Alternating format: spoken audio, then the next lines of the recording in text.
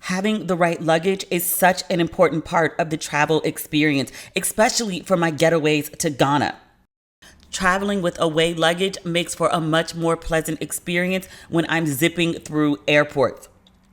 Away creates thoughtful products designed to change how you see the world. They started with the perfect suitcase, crafted with features that make travel more seamless. And now even the familiar looks different. These days, travel looks different, but no matter where you need to go and whatever you need to bring with you, Away has luggage that will help you make your next trip more seamless. All of Away's suitcases are built to last, with durable exteriors that can withstand even the roughest of baggage handlers. Now, my favorite is those 4 360-degree spinner wheels that guarantee the smoothest roll even through the most hectic of airports and stations. There's a 100-day trial on everything Away makes. Start your 100-day trial and shop the entire Away lineup of travel essentials, including their best-selling suitcases at awaytravel.com/ratchet. That's awaytravel.com/ratchet. Ladies and gentlemen, boys and girls, and those who don't identify as either, you are listening to Ratchet and Respectable with Demetria L. Lucas. I had the most amazing day, and I didn't really do anything profound. One of my friends that I met in Ghana is in LA. I haven't seen her since January. So she's in my city. She hits me up and was like, "What are you doing? Can we do a lunch?" Sure. So I go meet her at the Ciara Hotel at 11:30. Do you know that we sat at the table and talked from 11:30 until 7:30? An entire workday of conversation, and there was still more to be said. Completely captivating, intriguing conversation. I mean, it was 8 hours. We talked about so much, but a few of the common threads were what it's like living as an expat. So she was raised in London and then she moved to Ghana, but she's also lived in 3 or 4 other countries, including the US. She lived in New York for a while. But we had like these just like amazing discussions about like what it means to be a Black woman showing up in the world. Really great conversation. Again, we sat there for 8 hours. I was like, I have to go. I have to record this podcast. Like, I actually have to go home. And I was like, and I don't want to leave because this is fascinating. These are the kinds of conversations that I have like on a regular basis when I'm in Ghana, like things that I think just challenge my thought process, my understanding of the world and how it works. I love shit like that. These are the basics for what it makes for like a 10-day. Cute environment, good conversation, good food, good friends. That's it. I'm very simple. I haven't really done much else this week until today. Had not left my house since I got back from Ghana. All I've done is like sleep and work. That's it. And I'm good with it. And good Black news this week. There are congratulations in order. Tika Sumter, she married her long-term boo of 5 years. Her wedding photos were absolutely gorgeous. She's a gorgeous woman. Congratulations to them. And then Gabby Sidibe, she was on the cover of Brides magazine. She is not yet a bride. She is engaged. She is planning her wedding. It was a very long feature with many, many pretty pictures.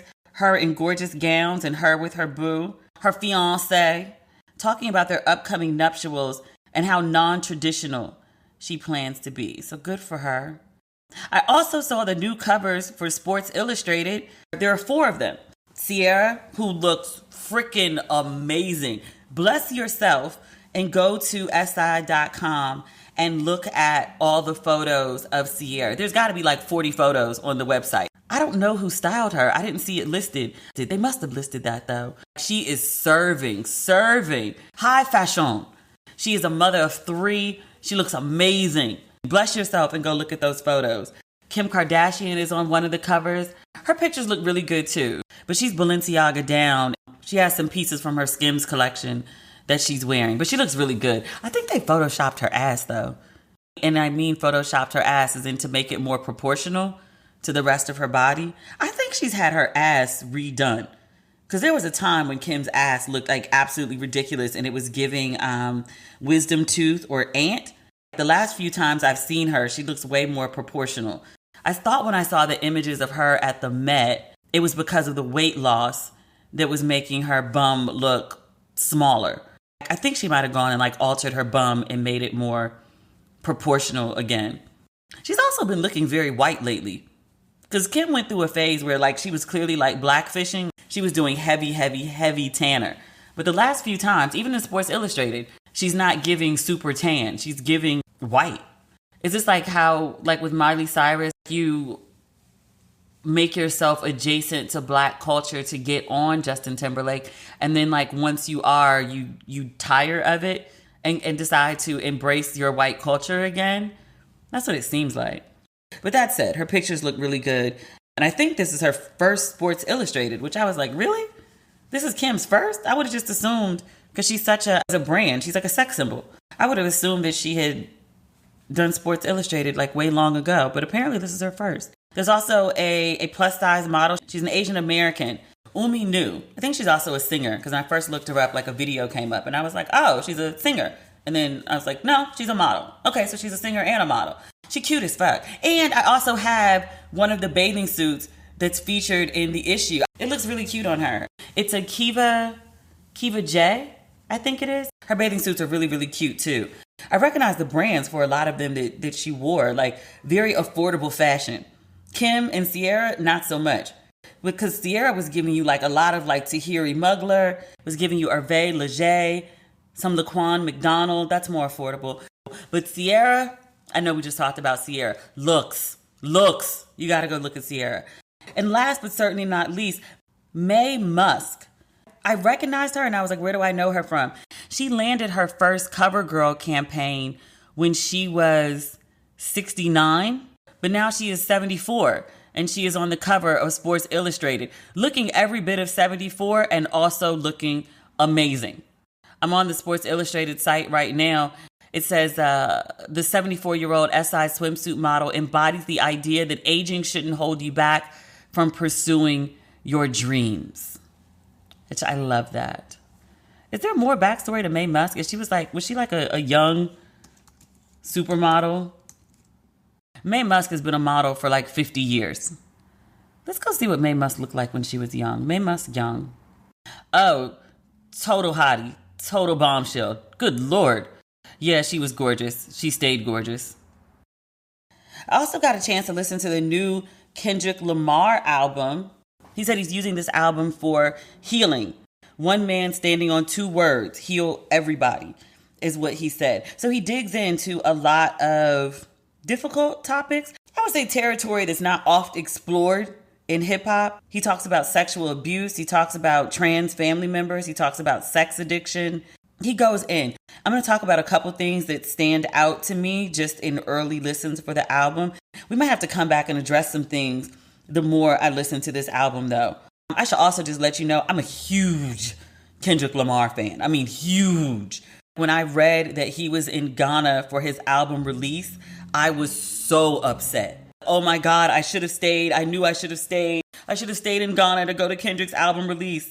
I have some friends that went and they were like, girl, you ain't missed nothing. They said at the album release party, it was at, not Rehab. What is that place called? Sandbox. They did the album release at Sandbox Beach Club, which is literally like right on the beach. Like you can hear the ocean while you're at the club. Really dope spot. But my friend went. He was like, not only did they not play the album, he was like, there was no exclusivity to it. Like it was a free for all. Like everybody was there. He said he stayed for a bit and he was like, he left around 1, which is Ghana's equivalent of like leaving at like 11. They party late in Accra. But he was like, yeah, and rolled out. So he was like, you didn't miss nothing.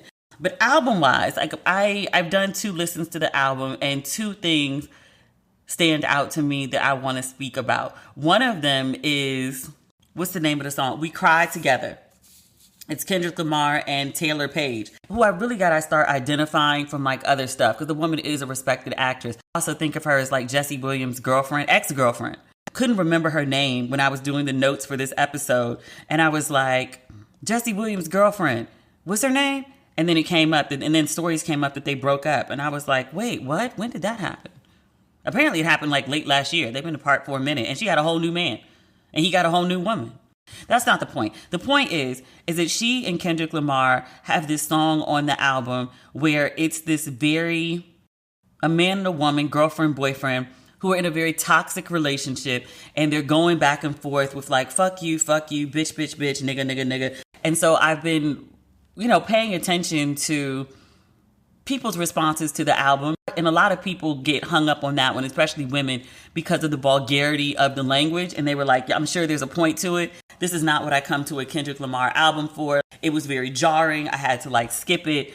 And I was like, it is a lot.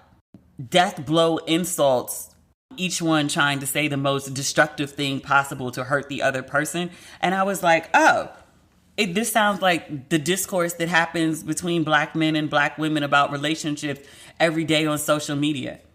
The night Kevin Samuels died and like the 2 days afterward, that weekend, like that's what the discourse sounded like. Just men and women cursing at each other, calling each other the most vile names they could think of, both quote and unquote speaking, exchanging and communication, but neither one actually hearing the other. It's just all about like, how can I hurt you the way you hurt me? That's what the song sounds like, and that's what the discourse to me sounds like when I'm scrolling on social media. And I'm just like, Jesus. Like, I'm so used to seeing it in context. I mean, again, like after Kevin Samuels passed away, it got really, really bad where I was like watching men call women like beasts. There's another like popular male figure and his name just popped in my head. He's another cult leader, but he likes to call black women that he disagrees with bedwenches. But I'm so used to seeing it in that context that it's almost like that's just what Twitter is, or that's just what Instagram is sometimes. But just like the day-to-day interactions where people are just, straight fucking evil to one another. It doesn't even really stand out to me anymore because it's just so common. Literally, it's a daily occurrence. But then hearing it on the album, when I heard like the fuck you, bitch this, bitch that, nigga this, nigga that. And I was like, oh, Jesus. I was like, why would Kendrick do a song like this? This isn't his usual fare. And then I went back and listened to it and I was like, oh shit, like this is what social media sounds like. This is also what we sound like to outside people looking in. And I don't necessarily really care what people who are not black think about what black people do. But I do think about people who are not Black American think, especially when I'm like, again, we just had the conversation about like how you go different places and how you show up in the world and how people perceive you. Like we talked about what you look like physically, but also how you sound and where you're from comes with its own list of stereotypes, for lack of a better word. But the image of black people worldwide is trash. I think like you look at our discourse, you look at our music, you look at our exchanges that other people might not be engaging in, but they are watching. And again, I mean like black people who are non-US black people. So still black, just not US black. You go off into the world and you engage with folks and like they think like you're like the fucking worst. And it's really fucked up. The other thing, I think we give people a lot of passes because like we like their music or they're conscious or because they're extremely talented. And I don't know if I'm fully ready to throw Kendrick Lamar in that box. And I recognize that in saying I'm not fully ready is because I'm giving him more grace than he probably deserves from me because I like his music. And so this is my issue. Kodak Black is on Kendrick Lamar's album. He has pled guilty to sexual assault. And he's also made like horrible colorist comments. And so I'm disappointed that Kendrick Lamar would include him on his album, essentially giving him a larger platform. One of the standout songs on the album is called Sober. My friend, the same guy who hit me up and was like, you gotta like watch Rothaniel. He hit me up and was like, have you listened to Sober yet? And I was like, I'm listening to the album right now. I got 2 songs to go before I get to Sober. And he was like, all right, listen to it and call me back. So I get to Sober and I get through the first verse and I was like, wait, what? Stop, rewind. And I was like, is Kendrick saying he was sexually abused? Oh, no. He's saying he was not sexually abused. But when his mom asked him and he said no, his mom didn't believe him. And then he goes on to talk about the trauma of not being believed about being sexually abused. I had to go look up the lyrics on that one. And I was like, wait, what is he saying? So I was like, wait, so the trauma is in not being believed. Okay. And then he goes on in the song and he says that his mother had been sexually abused when she was younger. So because his mother was a survivor of sexual abuse, she's projecting sexual abuse onto him.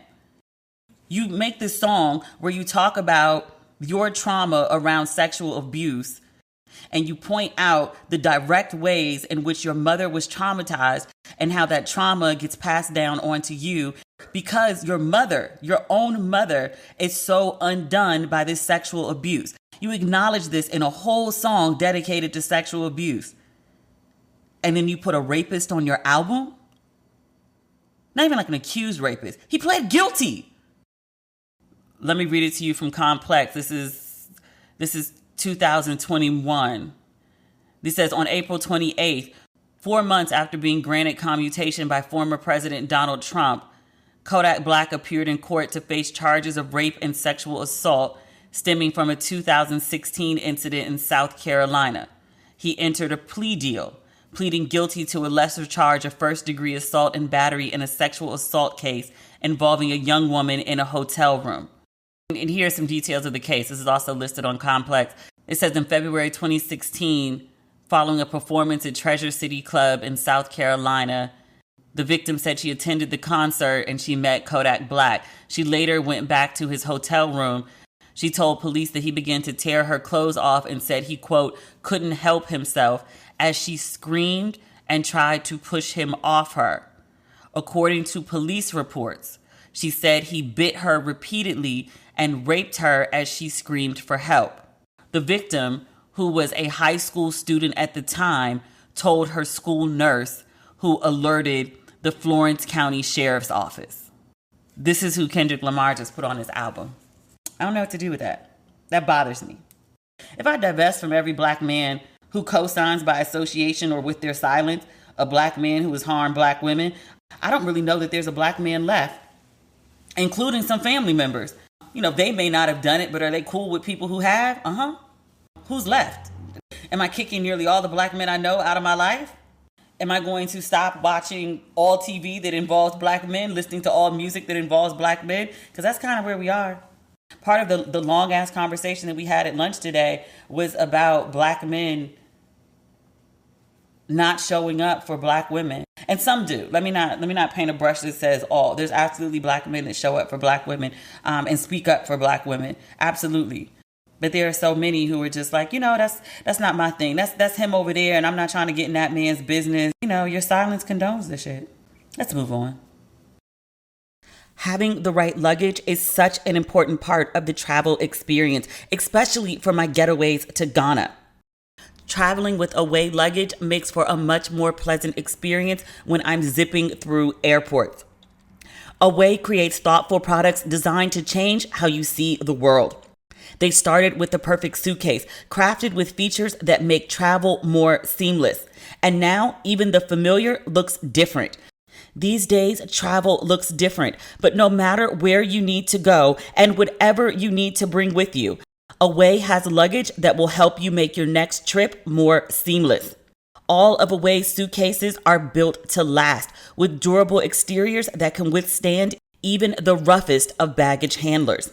Now, my favorite is those 4 360-degree spinner wheels that guarantee the smoothest roll even through the most hectic of airports and stations. There's a 100-day trial on everything Away makes. Take the product out on the road, live with it, travel with it, even get lost with it for 100 days. If you decide it's not for you, you can return any non-personalized item for a full refund during that period. No ifs, ands, or asterisks. Start your 100-day trial and shop the entire Away lineup of travel essentials, including their best-selling suitcases at awaytravel.com/ratchet. That's awaytravel.com/ratchet. I've tried a lot of different omega-3 supplements, and I've got to say, Iwi is the best one I've ever used. Their secret is algae. It's a whole nother level than plain fish oil. Here's why I love Iwi. Do you know where fish get their omega-3s from? Algae. With Iwi, you go straight to the source and skip the middle fish and the nasty fish burps. Iwi's proprietary form of algae leads to 50% more absorption, the world's highest absorption of any source of omega-3. Iwi's proprietary formula goes right to your bloodstream for more absorption, more health benefits. In a clinical study, Iwi cholesterol helped reduce bad VLDL cholesterol by 25% on average in just 3 months.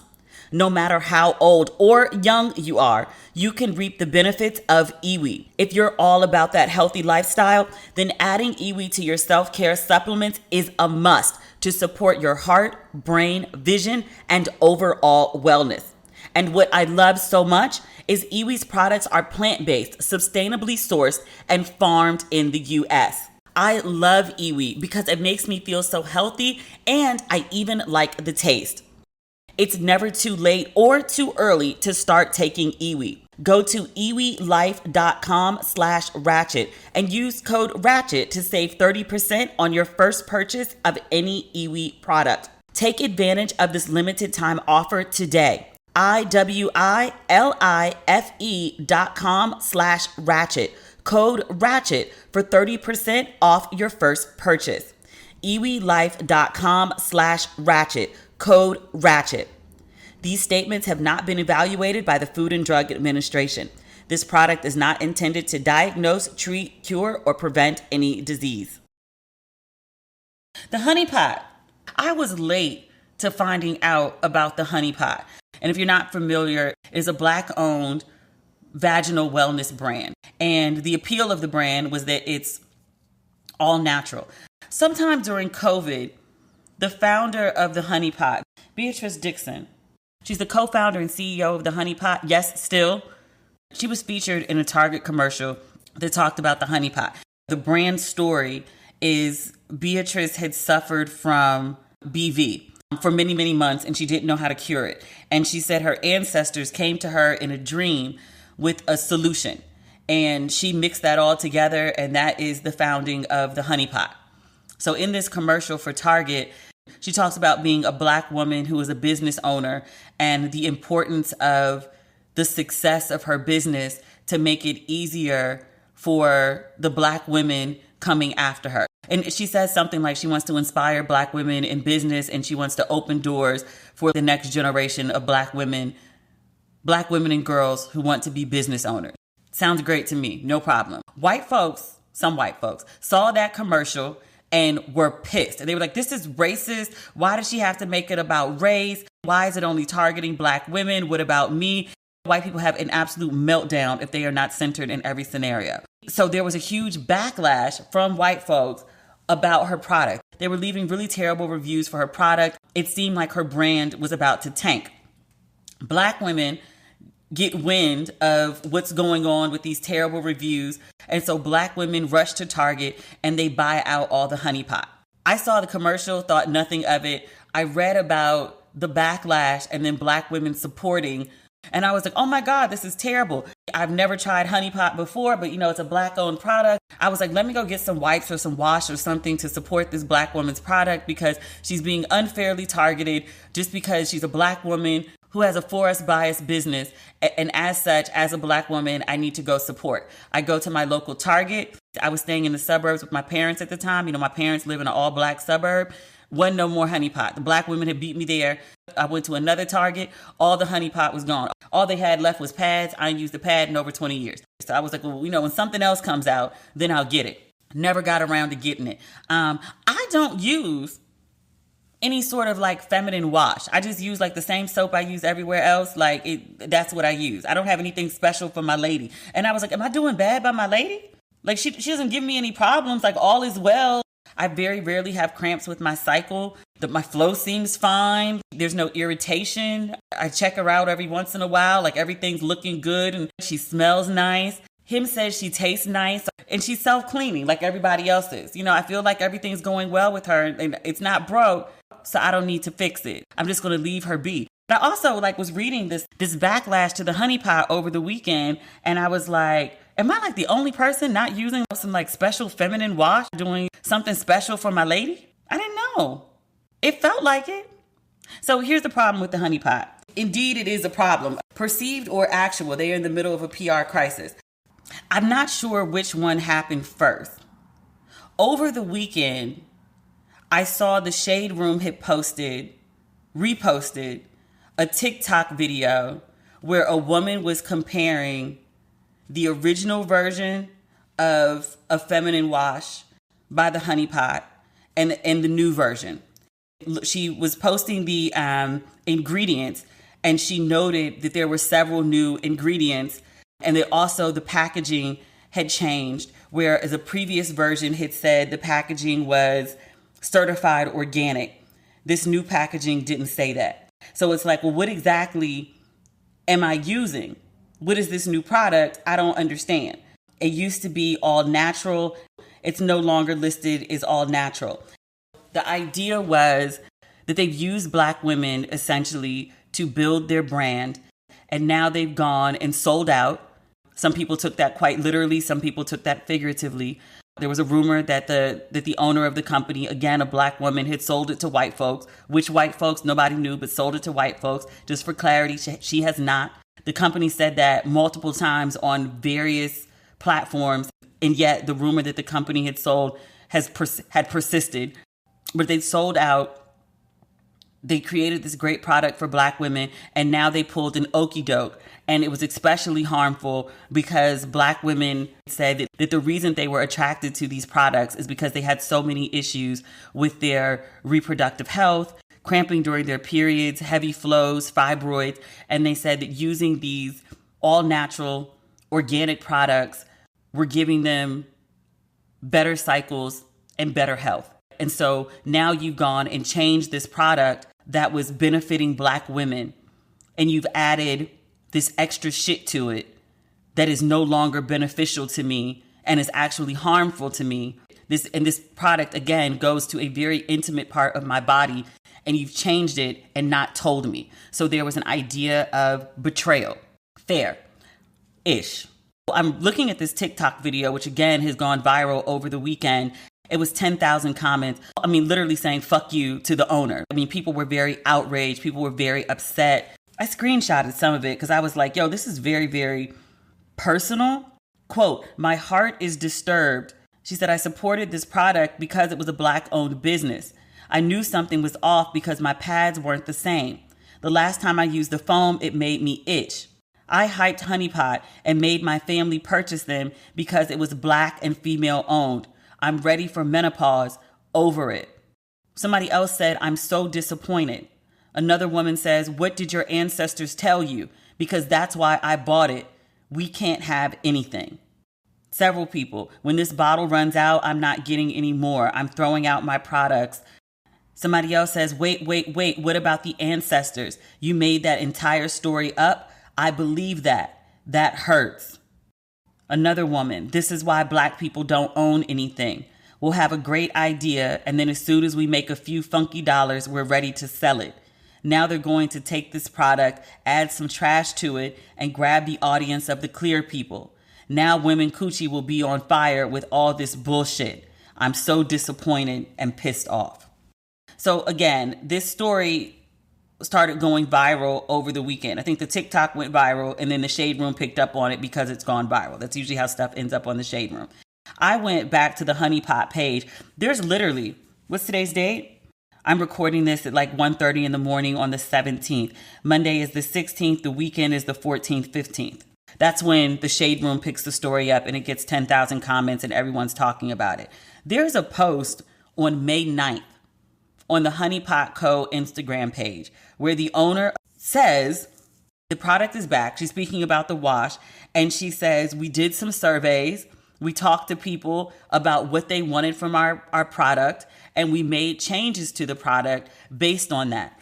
I don't know who they surveyed. I don't know who they talked to. I would gather that either that's bullshit or they got some really fucked up feedback that does not represent their audience, who collectively the audience is pissed. It's a whole PR nightmare.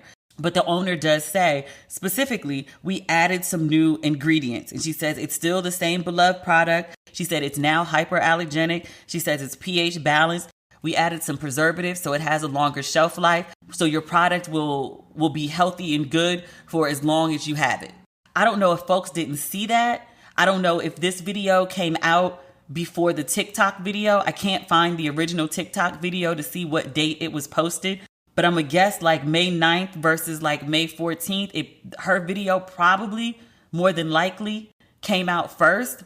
And still, I think it's important to note that even if it did come out first, it didn't make the impact on the audience. It didn't address the audience or the changes in the way that the audience needed to be told, addressed, reassured, any of those things. Because again, the video exists and people are still pissed. There was a way that people liked their product. They clearly had a very emotional connection with this product, both because I think it was made by a Black woman and because it was natural and because, once you start talking about the ancestors came to me in a dream, and this is literally what was listed on the back of the bottle. Like, my ancestors came to me and gave me this recipe that cured my issues. And now I'm sharing this recipe from the ancestors with other Black women to address their issues. And it might have been bullshit all along, but it worked until they changed it. And now people are like, nah, the shit don't work no more. Or I'm not willing to try it because what I liked about the product was that it was Black owned, which it still is, even though there's a rumor that it's not, but it's Black owned, that it's all natural, that it's organic, and that it's healthy for me.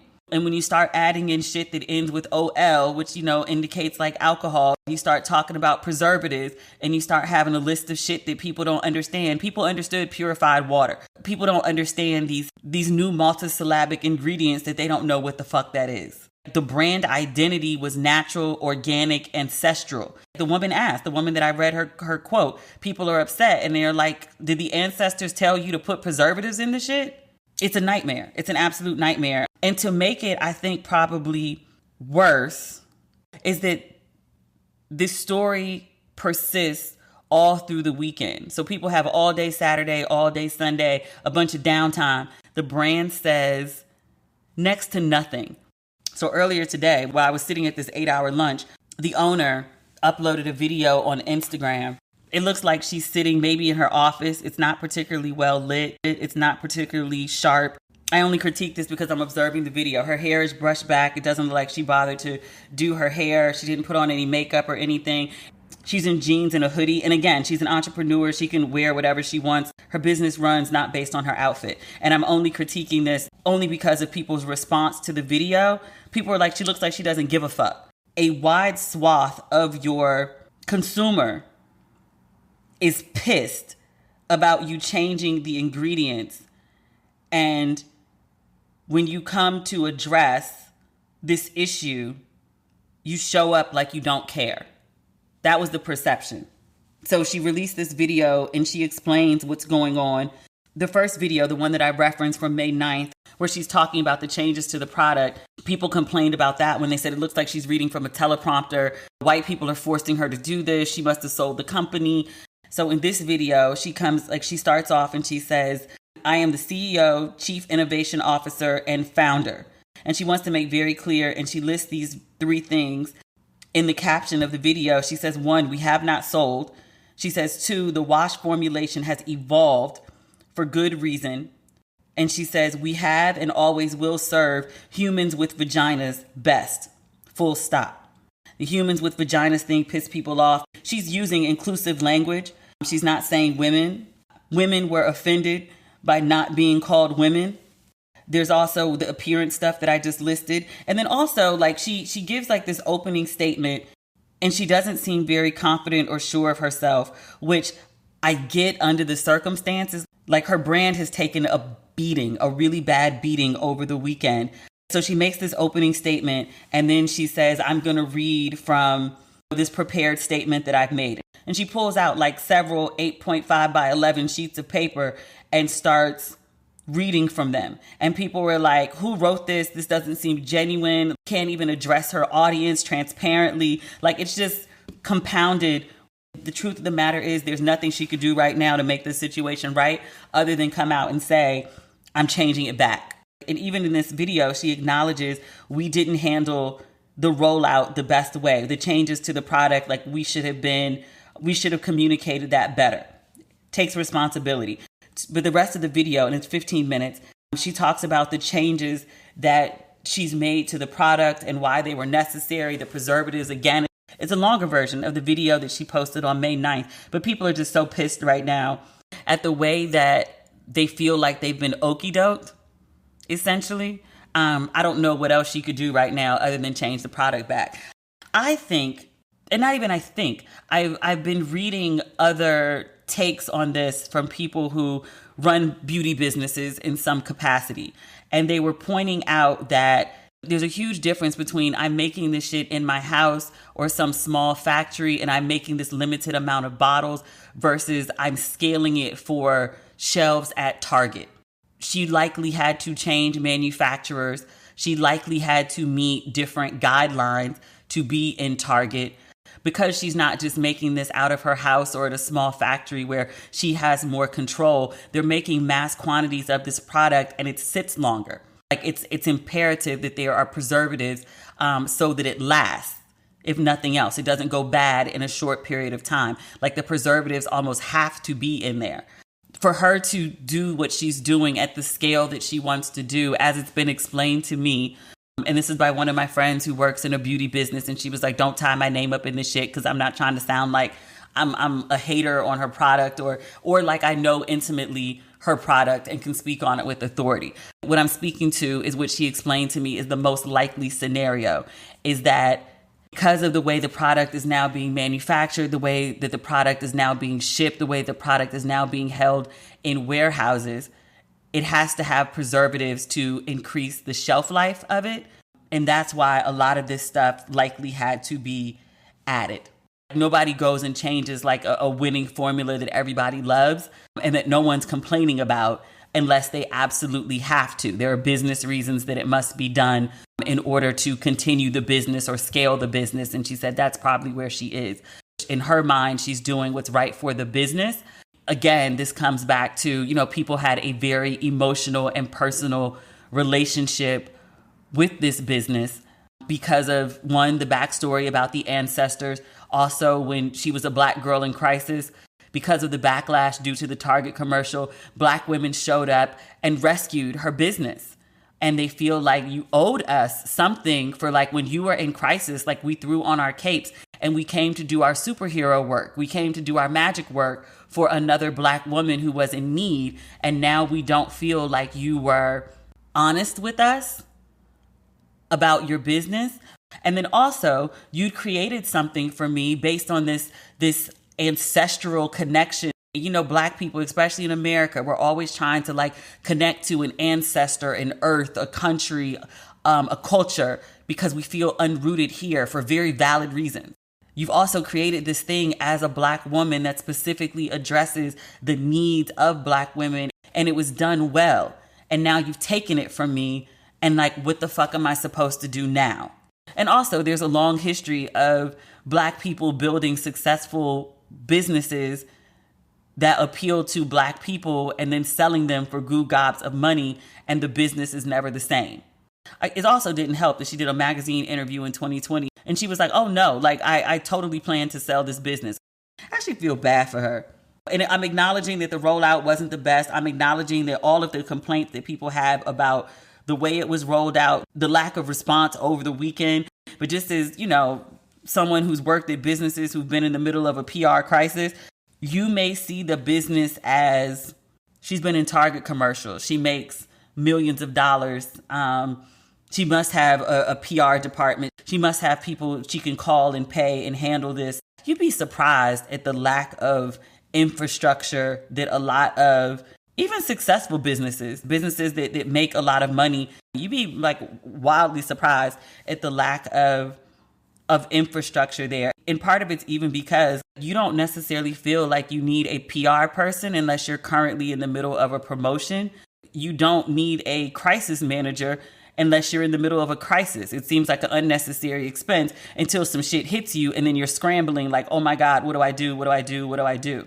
My understanding of Honey Pot is the last time that they had a big PR problem was on the heels of a Target commercial, in which, again, we just talked about, is like white people started coming for her company and Black women showed up in droves to protect her. Other than that, she's had no big PR problem. That same audience who had rode for her and support her turned on her quite quickly and quite viciously.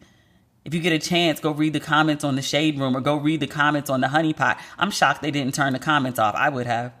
You ain't gonna sit on my page and tell me I ain't shit all day. You can go on your page and say whatever you want. You're not gonna come to me and tell me all day I ain't shit. I ain't listening to that. I've tried open dialogue and all that other shit before. No, you're not. My mental health is more important than your freedom of speech. But people are like blatantly saying to her, like, fuck you, fuck your company. You know, these are just people talking online. They're angry. But just as a business owner, it feels very personal just because of all you've invested in it.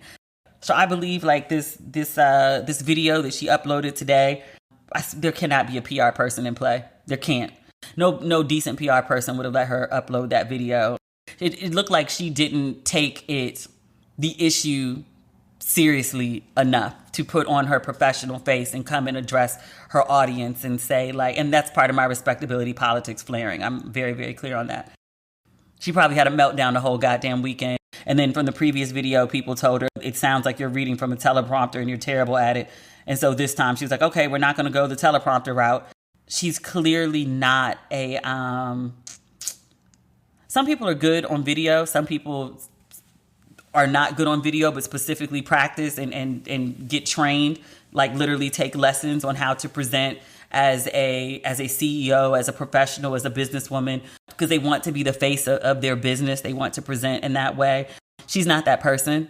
She strikes me as a business person who just wants to do the business, who wants to be in the background, who doesn't want to be like the forward-facing face of the company. Show up when you can for commercials, which, you know, somebody's written a script for you and you can do 1 million takes of it and you've got professional makeup and hair and lighting and cameras and producers and all of that stuff. But her video today struck me as a woman who's doing the best that she can, who fucked up royally and didn't mean to. Nobody sets out to intentionally like sink their business.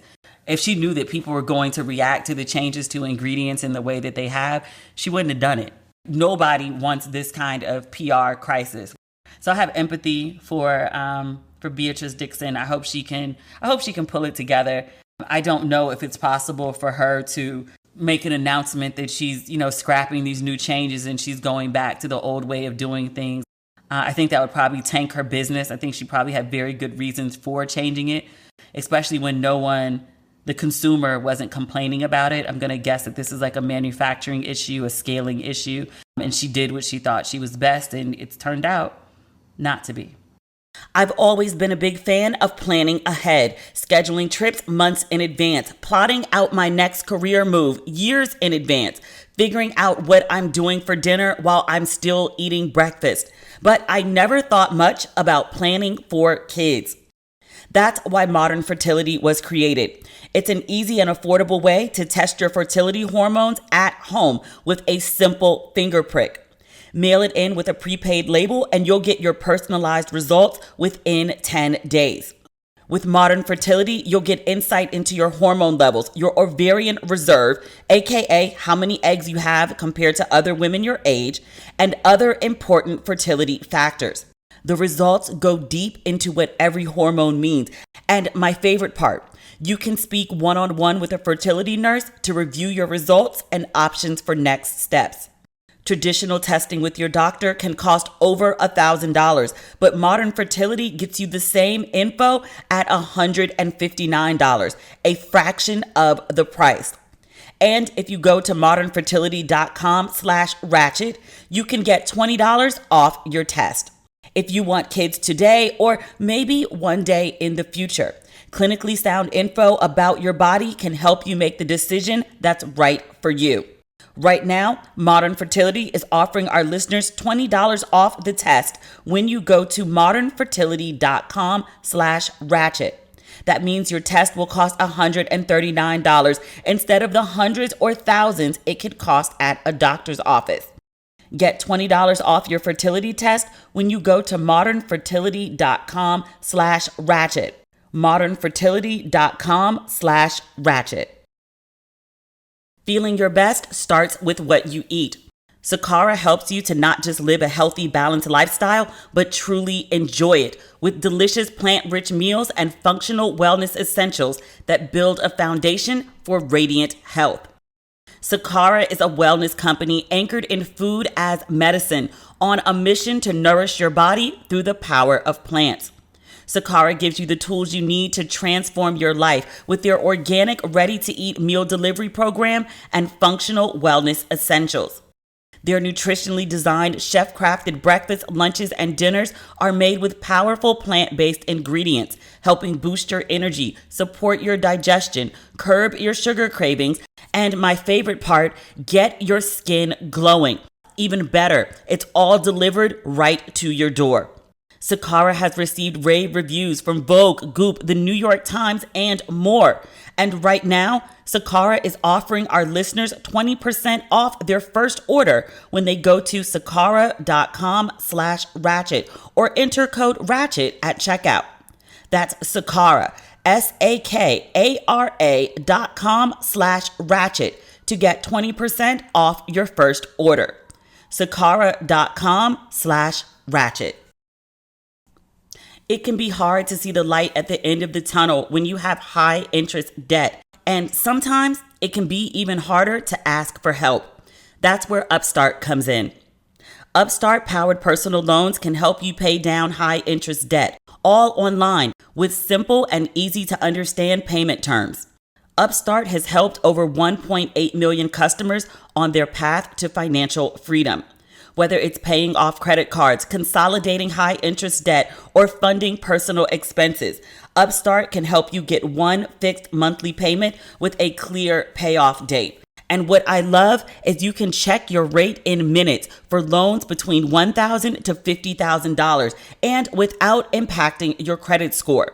You can even receive funds as fast as one business day after accepting your loan. I love how fast it is. Don't wait and check your rate today at upstart.com/ratchet. That's upstart.com/ratchet to check your rate today. Don't forget to use our URL to let them know we sent you. Loan amounts will be determined based on your credit, income, and certain other information provided in your loan application. Go to upstart.com/ratchet. We have two more issues that I want to discuss, but this episode is a little long.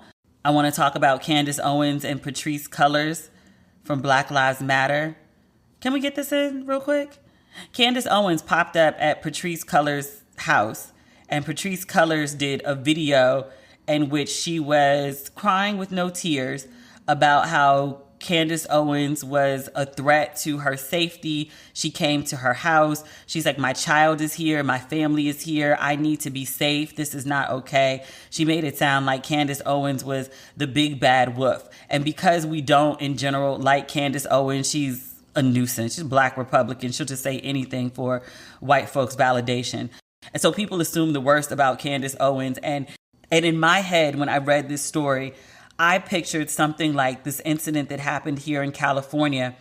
There was a Black woman running for district attorney, and Black Lives Matter was trying to have a sit down with her because they didn't like the way that she was handling the police, and she was avoiding them. So Black Lives Matter folks showed up at her house in her neighborhood and were protesting in the street outside her home at the crack of dawn. At the time of year it was and the time of day it was, it still would have been dark when they were outside making all that noise. 2 or 3 of the protesters decided to come from the street or the sidewalk, which is public property. They came up on her porch and were ringing the doorbell and knocking on the door, trying to have a conversation with her. The Black woman, the DA, is married to a Black man. She's a Black woman of a certain age. Her husband is an old Black man. Sir came to the door and outside with his gun in hand, ready to pop off. Folks are protesting outside his house, which is one thing, again, when you're on the street and the sidewalk. Another thing, when you come up on folks' porch and start ringing the doorbell and banging on the door. So he met them outside with the gun. There was video of him standing out there with the gun. It became a whole hullabaloo. Nobody got shot. Nobody got injured. But at the time, I was like, look, I want folks to go and protest for my black rights. I want folks to make sure that I, as a black person, am getting the best treatment possible, getting fair and equal treatment. And if you got to do extreme shit, whether it's to another black woman or not, so be it. But rolling up on somebody's house, that's likely to get you shot. If they were in another state, especially somewhere in the South, Florida, Texas, one of them stand your ground, they would have rolled up on them people's house. The husband would have came to the door shooting and asking questions later. And you wouldn't have nothing to say because now your ass is dead. I thought Candice Owens was on some shit like that. The way Patrice carried on in that video, I was like, oh, Candice is the worst. She's absolutely awful. Candice must have rolled up on this woman's house and was banging on the door. And like I said, like doing some shit like this LA incident. Candice Owens had rolled up on the woman's house. She never got further than the gate. There was a guard at the gate. Candice Owens rolled up on the woman's house. She had her camera crew with her. Candice Owens is also visibly pregnant. She rode up on Patrice's house in like what looked like a maternity dress. I say quote unquote properly dressed pregnant woman, only because people have made a really big deal about how pregnant women dress because of Rihanna showing her bump like every time she leaves the house. Like she's like, I'm not covering shit up. I'm wearing my bump out. Do you? But she rolled up on the house or whatever. She was so respectful and so polite. Excuse me. Is there someone who could speak to us? Oh, no one's here to speak to us? Okay, well, if no one's gonna come outside, then we're just gonna go. Okay, thank you. And got back in the car and talked to her camera crew. She's sitting in her car watching Patrice go live and crying with no tears on Facebook Live about Candice coming to her house and the threat to her family, and I have a child here, and this is not okay, and blah, blah, blah. Candice went up there with, like, she was more polite than a Jehovah's Witness. And again, didn't get to the door, didn't cross any kind of property threshold, was on the other side of a gate and a tall fence. She's a threat? I mean, she's annoying as fuck. But a threat? Hardly. I'm pissed at the Black Lives Matter women for making Black Lives Matter look like a goddamn sham. Then Patrice saying one thing and coming back and saying another thing, i.e. she lied. Like, I'm pissed at them for making a mockery of Black Lives Matter because it's a very serious situation.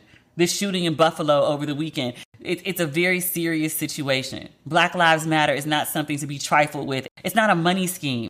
And a business in the sense that you do need to be financed in order to do social justice work. It is work, it is labor, and people who do it should not be destitute. They should be paid for it. But the idea that you're like buying $6 million mansions to throw like your kid's birthday party or to do kiki brunches or celebrations for candidates, like, come on. You got to do better than that. And Patrice no longer works with Black Lives Matter. She stepped down, I think, sometime last year, but she's still known as the founder of it. And I'm like, now you're on Instagram Live lying further. You're killing your personal credibility, and you're also fucking with the credibility of Black Lives Matter. And you also got me out here agreeing with Candice fucking Owens. You making me actually having to agree with Candice Owens? Ugh. I have to acknowledge the correctness of Candice Owens. Candice fucking Owens? You made Candice Owens look good. You gave credibility to Candice fucking Owens. She's a fucking terrorist. She is a domestic terrorist. And now you got me siding with her? Oh, unforgivable. Speaking of Black Lives Matter, last but not least, I'm not going to save this, I guess. The shooting in Buffalo over the weekend, 10 black people dead, I think is what I read. I'm largely desensitized when it comes to stuff like this. And by desensitized, I mean as a coping mechanism, I have learned to emotionally divest from these kind of stories and incidents, because if I let it impact me, I feel like I'll start crying and never stop. I feel like I'll go crazy because these incidents with these young white boys in their teens and early 20s writing these manifestos and getting assault weapons and going to like shoot up black shit. It's happened like over and over and over. I'm thinking of Dylan Roof, who went and shot up that church, Mother Emanuel. I'm thinking of his mother drove him across state lines with an assault rifle, and then he went out and just like started like picking off people. Like it was a video game. I'm thinking about the guy in Charlottesville. This wasn't a gun, but he got in his car and just drove it into a crowd of protesters. Incidents like this keep happening. They keep happening. And like this one happened over the weekend. Actually, two of them happened over the weekend. There was an incident in Buffalo, and there was another incident out here in California where somebody walked into a church and shot up congregants of the church. I believe they were Taiwanese is what I read. But like these incidents keep happening and nothing's ever done. With these shootings, it's like it happens and then there's this outrage and then you want to talk about mental health. We're going to have these conversations about gun control. In Black circles, we're going to have the conversation about racism. White people are going to nod today and then they're going to tune that shit out next week. And then a year from now or less, it's going to be another white boy between the ages of 18 and 25 with some big ass gun. And he goes and sprays up some brown people, some black people, some Asian people. And we just going to have the same exact conversation again. We treat every time something like this happens like it's a one-off event. Like, oh my God, this is so crazy. I can't believe this happened. Can you not? Because it happened last year and it happened the year before that and it happened the year before that. And quite honestly, it happens a few times a week. We don't even hear about every incident. We just hear about the really big ones. I was reading something the other day. Did I screenshot it? This is like the 190th mass shooting in America this year. Like the 190th like mass shooting this year. It's just what we do. We like to pretend it's a one-off incident. This shit is part of the culture at this point. This is a stat per the Gun Violence Archive. It says America ended 2021 with 693 mass shootings. It also points out the Buffalo, New York shooting is the 198th mass shooting in 2022. With just over 19 weeks into the year, this averages out to about 10 such attacks a week. Also remember the statistic during the height of COVID, somebody had pointed out that it was like the first week where there hadn't been a school shooting in America in like a few years. And the only reason that there was no school shooting is because the schools were closed. Those aren't one-offs. That's culture. So this Buffalo shooting, it really hit me. Just as a Black person, knowing what we, deal with, the bullshit that we deal with day to day, just to get through life, you make it to old age. And there's so many people that don't. Kevin Samuels, hugely popular, died at 57, allegedly of a heart attack. So many people don't make it to like quote unquote old age, which is a privilege. But so many people don't make it. Your Black ass, literally, your Black ass endured. You dealt with whatever you did and you endured. And now you just in the grocery store just trying to get some goddamn groceries on a Saturday. And some evil ass white man, comes into the goddamn grocery store and shoots that shit up like it's a goddamn video game. Then his heavily armed ass is arrested. Seen Black people with no weapons killed for less. There's a whole long list of them. I'm like, I do understand. It's just racism. Not that I think the world's a fair place. Like my parents told me like early on, like life is not fair. But just the vast unfairness, the vast unjustness. You really just don't give a fuck about like my Black ass life. And as a Black person, you're not safe anywhere. You can't even sit safely in your goddamn house as a Black person. Can't go to the grocery store. Can't go to church and be safe. You could literally just be minding your own Black business, like walking home from the corner store, Trayvon. And this right here is why I don't think about this shit. Because I feel like, what can be done? Where am I safe? In America? I don't know that there is a place. So, that's the episode for today. We'll talk again on Friday. If you've not picked up your merch for Ratchet and Respectable, please do. You can pick it up on demetriallucas.com. We've got all the teas for Ratchet and Respectable and Interested Men Act Interested and Cut the Check. We'll talk again next week, y'all. Okay, bye.